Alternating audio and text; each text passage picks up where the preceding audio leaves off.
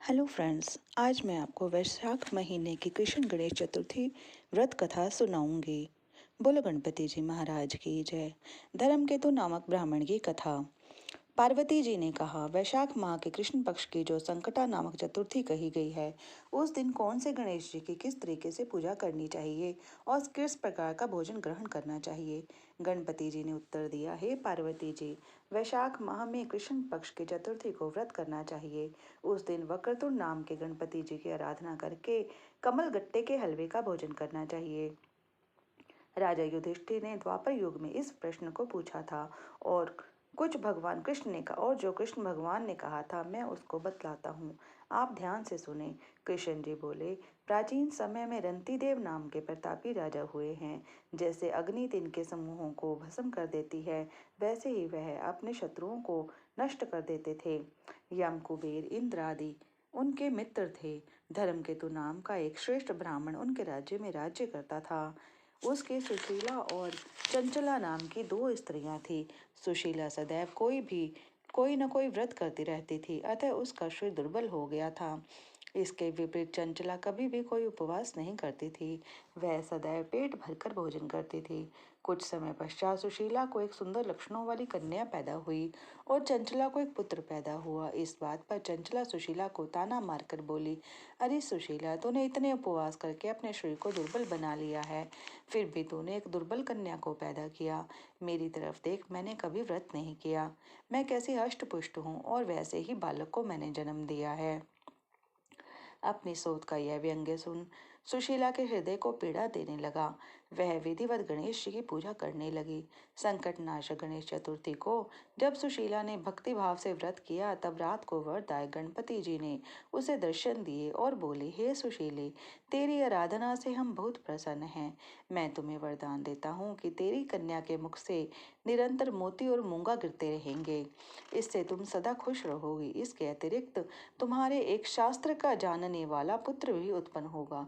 ऐसा कहकर गणेश जी अदृष्ट हो गए। कुछ दिनों के पश्चात सुशीला के एक पुत्र हुआ। वेदांतर धर्मकेतु का स्वर्गवास हो गया। इसकी मृत्यु के बाद चंचला सारा धन लेकर अन्य घर में रहने लगी। सुशीला पति गृह में रहती हुई अपने पुत्र व पुत्री का लालन पोषण करने लगी। उसी कन्या के मुख से मोती तथा मूंगा गिरने के कारण सुशीला के पास थोड़े समय में ही काफी धन इकट्ठा हो गया। चंचला इस कारण उससे जलने लगी। एक दिन चंचला ने हत्या करने के इरादे से सुशीला की पुत्री को कुएं में गिरा दिया। उस कुएं में गणेश जी ने उसके जीवन की रक्षा की तथा वह बालिका राजी खुशी अपनी माता के पास लौट आई।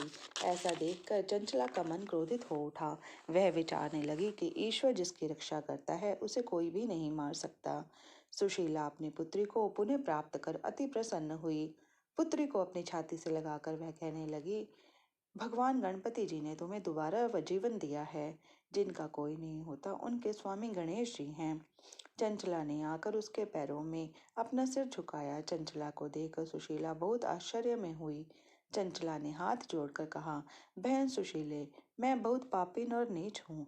आप दया करने वाली हैं। आपने दोनों कुलों का भला किया है। आप मेरी गलतियों को क्षमा करें। जिसके भगवान रक्षक हैं उसका कोई कुछ नहीं बिगाड़ सकता। जो मनुष्य साधुओं और अच्छे पुरुषों के दोषों को देखते हैं वे अपने कर्म से स्वयं ही नाश को प्राप्त हो जाते हैं।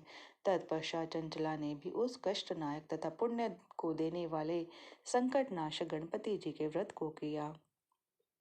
गणपति जी की कृपा से उन दोनों में आपस में दोस्ती हो गई। जिस पर गणेश जी प्रसन्न होते हैं उसके बैरी भी सखा बन जाते हैं। सुशीला के संकटनाशक गणेश चतुर्थी का व्रत किए जाने के फलस्वरूप उसी सोत चंचला का मन पलट गया। श्री गणपति जी कहते हैं, हे देवी, मैंने पूर्व काल की सारी बात कह दी है। इस संसार में इससे सुंदर आपत्तियों को दूर करने वाला कोई अन्य व्रत नहीं है।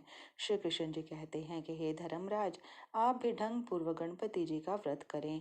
इसके करने से आपको शत्रुओं पर विजय प्राप्त होगी तथा अष्ट सिद्धियां व नवनिधियां आपकी सेवा में रहेंगी और कुछ समय पश्चात ही आप अपना राज्य प्राप्त कर लेंगे। बोलो गणपति जी महाराज की जय।